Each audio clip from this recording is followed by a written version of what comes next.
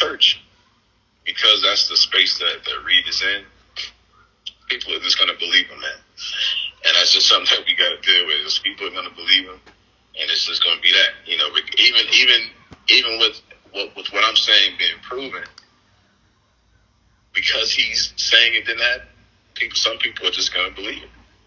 You know what I'm saying? Even with evidence, et cetera, that none of that would matter to certain people. So that's just what we got to deal with. So it is what it is, man. But I appreciate everybody that's reached out to me. You know who you are, so I appreciate the support. But yeah, I wanted to speak to the age thing. So I'm gonna start there. So this whole narrative that he's trying to push, like he's trying to really, it's been the basis of why he's saying everything I've ever said was false. Well, brother. So before you get to the age thing, the people that don't know what's going on, whatever you're alleging Larry Reid has done, just let them know that before you get to the age thing. Let them know, because a lot of people, well, let me just open it like this. So I have a police report, right? I have a police report in front of me from Raleigh Police Department, right? And it says sex offense, forcible fondling, and this was filed in 2018.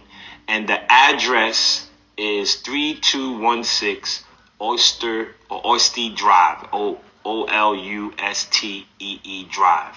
Now, my team, we pulled up the title documentation, the deed documentation, and this house was deeded to Larry Reid and his wife, Elisa Reid. So this police report, right? Can you tell us about this police report if you know anything about it? Yes. So what I'll say with full confidence, nothing behind it, Larry Reid molested. Oh, they didn't. I don't know if they heard you. Say it one more time. Larry Reid molested. Shoot, hold on. I'm sorry. The phone just fell. One more. Sorry. Okay, say it one more time, brother. No, Larry Reid, he for sure molested. Wow. And this didn't happen. I saw he was trying to say that. Well, I'll get to that in a second. But so the police report that's filed. So when it was filed, so when I first spoke to the detective, they had to give, and he needed me to give a physical address at the time. That was the only address. I lived with him in a couple different locations. So he moved around quite a bit during that time, and I lived with him at several different locations, and that was the only address that I could remember. This was years later. That was the only address that I could remember, just off the top of my head, and that I knew that it happened at that address. So that's why that address is on the police report. Mm-hmm. Getting to the age thing. So one of the other guys I talked to, it was a couple years ago, I did an interview with a guy, and me talking quick, I said 14.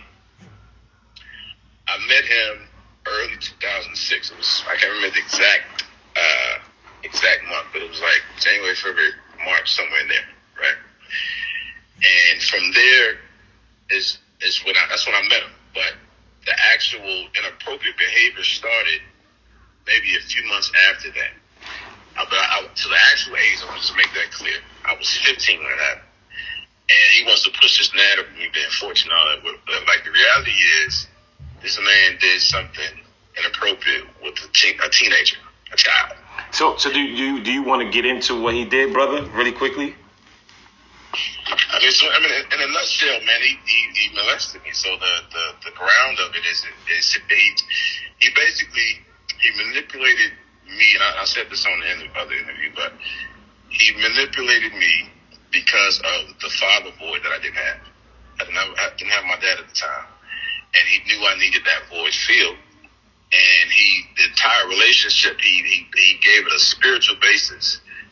And the entire time he was preying on me because he felt like I could be easily manipulated. And so that's what happened. He started out real casually, and he played one of the clips with the underwear thing. And it just progressed from there, man. And hold on, let me speak to this real quick, man. The second clip that you played is crazy. I've never heard that clip before. about the whole I've sucked dick before, like that I've never heard that. That's crazy. And so I've never heard him say that before, like on a platform. So just so I'm clear, right? Me personally, I've never performed any sexual acts on this cat.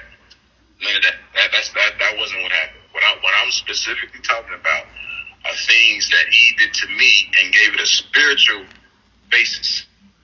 Like the entire reason for the things that he did with me, it was he gave a spiritual basis, saying it was his way of protecting me from being a version of myself that wasn't good. So he was like, he felt like I was going to be a womanizer, or either I was going to be a gay male, right? And he would always have me come to him anytime I felt the urge to have sex, basically. And he would say, "Well, I'm gonna help you through that process." And so he gave it a very spiritual context, right? And with me, because of the age that I was at, I wasn't able to fully understand what was happening. And now, my mind is more mature. I'm able to see it with 20/20 vision, man. He finessed me from the beginning. From the beginning, he was finessing me. And I'm just able to see that now, man. It's unfortunate. But I'm able to see it very clear now. Very clear now. And he just prayed on that whole not having my dad there, man. We would have very intimate conversations about that. He knew how I felt about not having my dad in my life.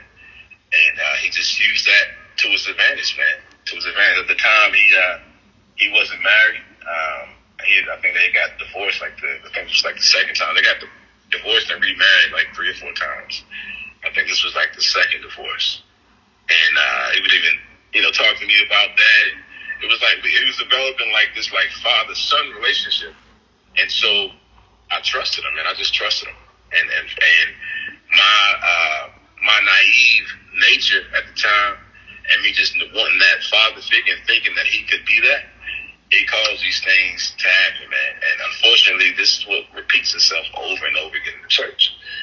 Unfortunately, this is what it is with where we are now, man. So I just wanted to speak to that, the police report about the address. So with the address, the only reason that's the address on the report is because at the time when the first conversation I had with the detective, that was the only address that I could remember just off the top of my head. But just to be clear, that's not the only address that these things happened at. He lived at a house in Morrisville. Can't remember the name of the address. And like this happened more than one time. So this is interesting, man, that they'll try to take this one piece and like make that like a basis for why something isn't true, man. You just gotta use your mind a little bit, man. I also wanted to speak to. I saw recently he posted, I don't know if it was a statement that he made, and in the statement he said that he met me when I was grown. He said 3 guys, they were grown, and he said he met me when I was grown. I don't know why he's even saying that, or why anybody around him is allowing him to say that, because I went to school. I was in high school when I lived with him. I drove his car to school. He's on my. If you pull up my high school records and see who was the people of contact on my contact list, his name was always there. Wow. So it's not possible for him to have met me when I was grown if he was on my high school information, like my contact information for high school. So I think he's just fishing, man. Is trying to just, because he knows what the truth is. He knows what the truth is. I can't say the people around him know what the truth is because they weren't physically there. But he knows what the truth is, man. And I don't know why. I do know why. It's in that clip that you keep playing, I understand, man, that's crazy. And this is, if you understand Reid, man, because I was around this cat every day for years. If you understand that, if you listen to Reid talk long enough, you're gonna tell him himself. And him saying that, whether anybody would acknowledge it or not, him saying that is his way. It's like an internal acknowledgement for himself. He won't ever say it out of his mouth. because he has too much to lose now, right? He will never say out of his mouth, and it's also funny too, man. That clip at the end of that clip, how he says, if it ever comes out, I'll lie about it.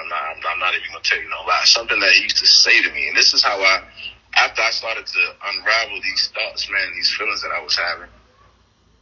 One of the things that I realized or remembered about during those times is something that he would always say is, you can't never tell nobody. Or he would say stuff like, if you ever told somebody, who they gonna believe, me or you?